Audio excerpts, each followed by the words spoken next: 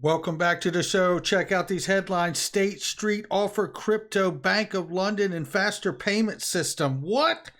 We're going inside the executive order, and we're also going to hear from the experts and the leaders in this space, Jeremy Allaire, Danelle Dixon from Stellar, and Brad Garlinghouse from Ripple as well. Thoughts on the executive order. A new stablecoin bill this month. We'll take a look at it. And XRP, the chart outlook. Somebody rolled a beautiful intro.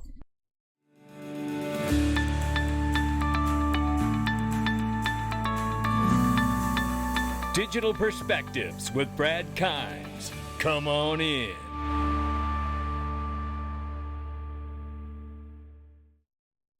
And what a difference a day makes. It's March 9th, 2022, and it looks like the United States government is taking the steps to become the leader in the fourth industrial revolution, everybody. It's $1.854 trillion market cap for crypto. We're up 7.75%. The market is reacting very well to the news of the executive order, which we're about to get deep inside to right now in just a couple of moments here. Bitcoin now over 42,300 plus. We see Ethereum 2,700, kind of still stuck there, but Ethereum's got some problems. It's got some problems within the majority shareholders of consensus. It's got problems from the corruption that's been exposed, which is no longer arguable at this point.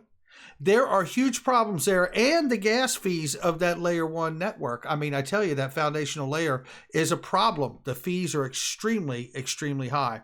But yet, XRP sits at number 7 spot, just got flipped a little while ago. It is 6.24% up on the 24-hour here at 76 cents currently right now. We'll take a look at the outlook on the chart before we get out of here. 72 cents on the low side, 77 cents on the high side. Tomorrow, we're going to be, that's right, myself, digital asset investor, and maybe a few other friends are going to be at the Global Investor Conference for Link to Lunch and Learn. You can go to this link and sign up for the event and get your ticket. Don't mess around before it's gone. You're going to want to be there. It's going to be a great hang. Make sure you check it out. Link for that and all the different products and services underneath of the video. Breaking, second largest custodian bank in the world, State Street, to offer crypto custodial services by for institutions by year end. Well, surely that is timely compared to the release of the executive order now, isn't it? And so is this. Jumping across the pond here, the Bank of London, as we know, first purpose-built global clearing agency and transaction bank, has announced that it had become a directly connected settling participant to DCSP with faster payment system. Now, this one we're going to take a look at. The Bank of London, for those of you who don't know, is the first purpose-built global clearing agency and transaction bank, has announced that it has become a directly connected settling participant to DCSP with the faster payment system. The faster payment system is the UK real-time payments infrastructure, allowing real-time payments for individuals, businesses, charities in the UK. The Bank of London will work with the Pay.UK, the operator of the faster payment system, so on and so on. Formally joining the faster payment system as a DCSP is one of the many critical milestones that will power our vision of embedding open access, removing inefficiencies, and driving choice and competition in a market that for far too long has been poorly served by the heritage incumbents. Wow, how about that one? And all of this is really based around the need for cross-border needs. That's what we're talking about. To be the preeminent banking partner for institutions with cross-border needs. There it is, ladies and gentlemen. Digital cross-border settlement, real-time payments. Bank of London, come on in. And that's on the same day that the executive order is signed, and we're going to look into that really quickly right now. And you need to see all of this because it references so many positive things here for all of us to understand. Very quickly, I'm going to move through this.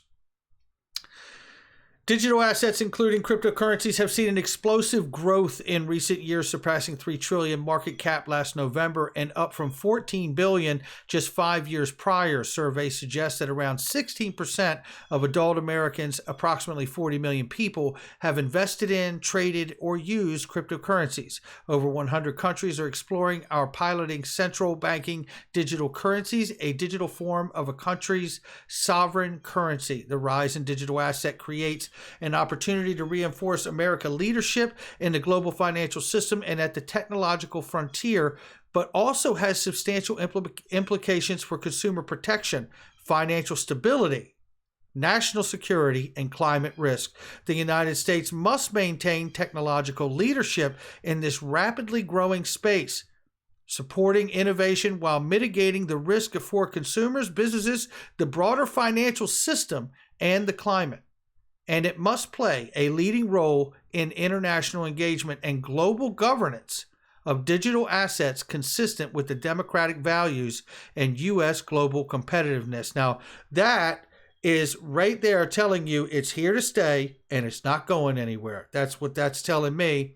They also acknowledge not only is it here to stay and it's not going anywhere, but it's going to become so big and so interwoven in our global economy and our everyday lives that it is something that could be a threat or a problem for financial stability and national security.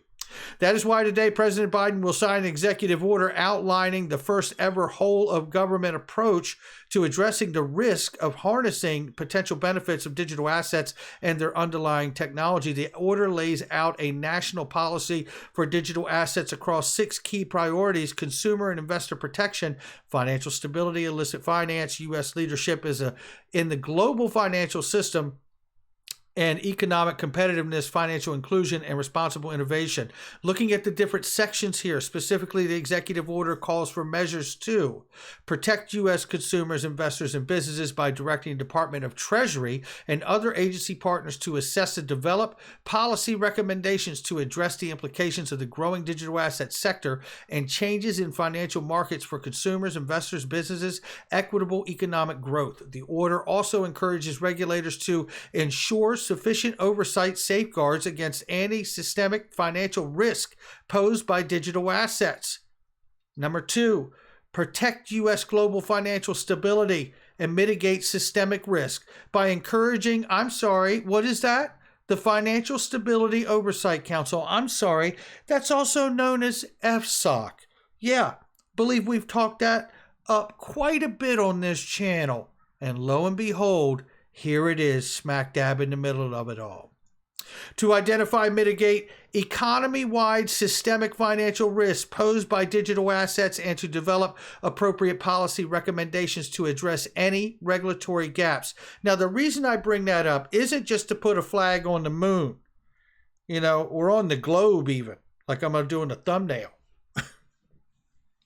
It's to remind us all that we're looking at this the right way. That's what this is about. Mitigate the illicit finance, national security risk posed by illicit use of digital assets by directing unprecedented focus of coordinated action across all relevant U.S. government agencies to mitigate these risks. It also directs agencies to work with our allies and partners to ensure international frameworks, capabilities, partnerships are aligned and responsive to risk. Promote U.S. leadership in technology and economic competitiveness to reinforce U.S. leadership in the global financial system. Ladies and gentlemen, this is the part where you realize that we've waited in the shadows, but there's been a lot of work going on behind the curtain. And we will, as we did in the internet, be the leader in the 4th Industrial Revolution. That point is moot. You can't make that claim anymore. This is the declaration that we will lead the digital asset race, the digital money race, as well as the digital innovation race, just as we did the internet right there. Looking right here, promote equitable access to safe and affordable financial services. And here we see the U.S. national interest that must inform our approach to digital asset innovation, including disparate impact risks such as safe access, especially important for communities that have had long insufficient access to financial services. It's going to level the playing field in a great degree. It goes on to talk about, we'll produce a report on the future of money, and payment systems to include implications for economic growth, financial growth, and inclusion. Again, technological innovations may influence that future. Make no mistake about it, RippleNet, XRP Ledger are absolutely coming to mind here. PolySign's coming to mind. Yeah, damn right it is. Support technological advances to ensure responsible development of the use of digital assets. It says here, technological advances in responsible development, design, implementation of digital asset systems while prioritizing privacy, security, combating illicit exploitation, so on. Explore the U.S. Central Bank Digital Currency, CBDC, by placing urgency on research and development of a potential United States CBDC should issuance be deemed in the national interest. The order directs the U.S. government to assess the technological infrastructure capacity needs for potential U.S. CBDC in a manner that protects Americans' interests. The order also encourages Federal Reserve to continue its research, development, and assessment efforts for a U.S. central bank digital currency, including development of plan for broader U.S. government action in support of their work. This effort prioritizes U.S. participation in multi-country experimentation, as we've been seeing already with the BIS and the Innovation Hub.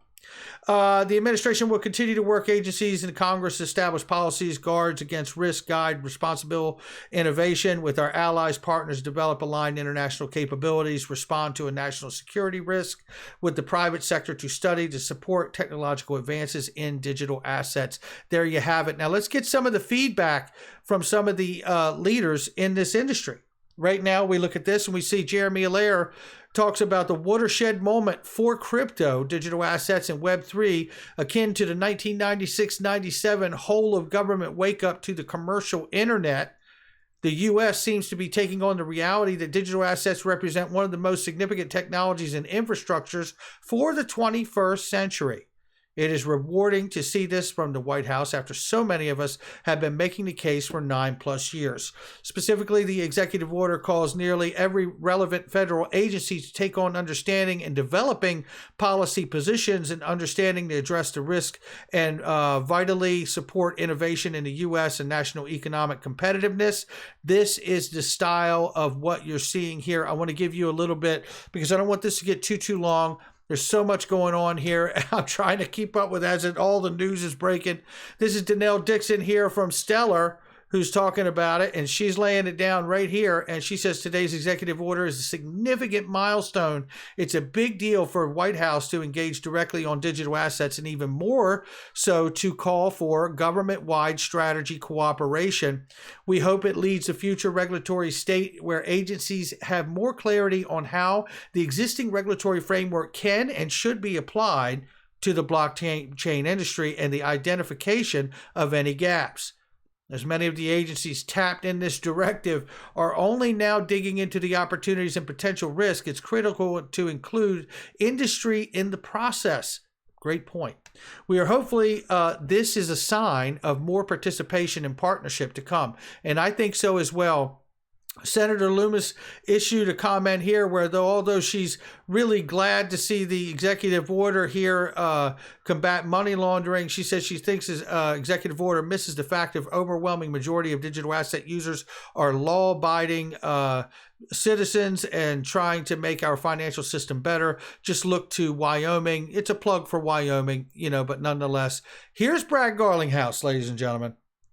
That's right. Lay it down. I believe, on top of Brad's comment here, one step closer to regulatory clarity for this emerging asset class, zero doubt. Let's take a look at it right now. He says, like many of you, I thought the Biden's administration executive order would acknowledge crypto, but not detail specifics on steps for regulation. However, I was pleasantly surprised and inspired by the executive order, acknowledging the need for evolution and alignment of the government's approach to crypto. First and foremost, this is an affirmation that crypto is here to stay. Thoughtful policy involves timely input from players, and there's a lot across the federal government.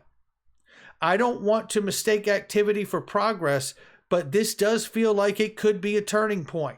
The White House finally says what we in the industry have been saying for years. If the U.S. wants to maintain its status as a responsible tech leader, it needs to provide a clear regulatory framework for an industry that is exploding in growth, 40 million Americans and counting. Years of damage done by the SEC's siloed regulation by enforcement approach can be undone through collaboration between all agencies. Ripple stands ready to educate and assist. If we are to catch up with the rest of the world, we need prompt and decisive action ASAP. No doubt about it. This is fantastic, ladies and gentlemen. And, there's more going on too. We could see as soon as early this month, in March, a bill regulating stable coins within the United States could be introduced. If we take a look at that just very quickly here, it's Josh Gottheimer, I believe it is. So Josh Gottheimer, and now he had some stuff the other month or so ago that was not really received too well by others. I want to say Tom Emmer and maybe Warren Davidson too, if my memory serves me right. But coming down here to Ron Hammond, who apparently it's his birthday. Shout out to you, Ron. Happy birthday. It says Ron Hammond of the Blockchain Association told Blockworks that the upcoming bill likely aims to prevent another situation like Tether by requiring audits of stablecoin issuers and by clarifying which assets can be used in stablecoin reserves. Now, I don't see that as a bad thing, to be honest with you. The bill could also pave the way for the development of central bank digital currencies elsewhere in the U.S. government. Hello. The Federal Reserve produced a CBDC report in January, as we know. Now, all of this has taken a turn in the market here, and we're getting some reports on the early side of this stuff. And look, I'm looking for some new all-time highs, okay? But I'll take some upward price action. And obviously, with this news being at least clear enough to suggest that they are going to embrace this new emerging asset class, and it is here to stay, just as Brad Garlinghouse said. This in itself is encouraging and showing a lot of bullish activity back into this space. For XRP, people are saying we could take a walk towards 86 cents. We'll keep an eye on it to see if that happens. Obviously, I'm here for 4 and 5 digit XRP, and that doesn't mean I can't get excited about $1 when we break it again. But I'll say this. More to the point for me is that this is good for all of crypto. One more final thought before I get out of here. Let's also remember, as the world is going green, wanting to get off of fossil fuels, the entire banking global cross-border payment system is talking about going carbon neutral. Remember, certain cryptos like Bitcoin are in fact very, very big energy consumers. Proof of work tokens are really in a place now where they could become extremely vulnerable. I don't think that they go away. But what I'd be watching out for at this point is the potential for some kind of carbon tax to be tacked onto your capital gains if you happen to hold a proof of work token. Now, that's not suggested in the executive order. It's not suggested anywhere else. I'm just saying, understanding what the tone of the world is from all the global leaders and where we're going, I have a hard time seeing us all transitioning to electric cars around the world and renewable energy, solar, hydro, and things of that nature. But yet we're going to embrace Bitcoin and other tokens of proof of work that are huge energy consumers. Something just doesn't add up like that for me. So I'd be watching out for some kind of carbon tax, because you can't eliminate the tech. So they just well embrace it. And they may embrace it with a tax. That's going to do it for me. And speaking of taxes, Clinton Donnelly, ladies and gentlemen, the foremost tax authority. It's tax time. You don't know how to handle your crypto. It's Crypto Tax Fixer at Donnelly Tax Law. I'll catch you on the next one.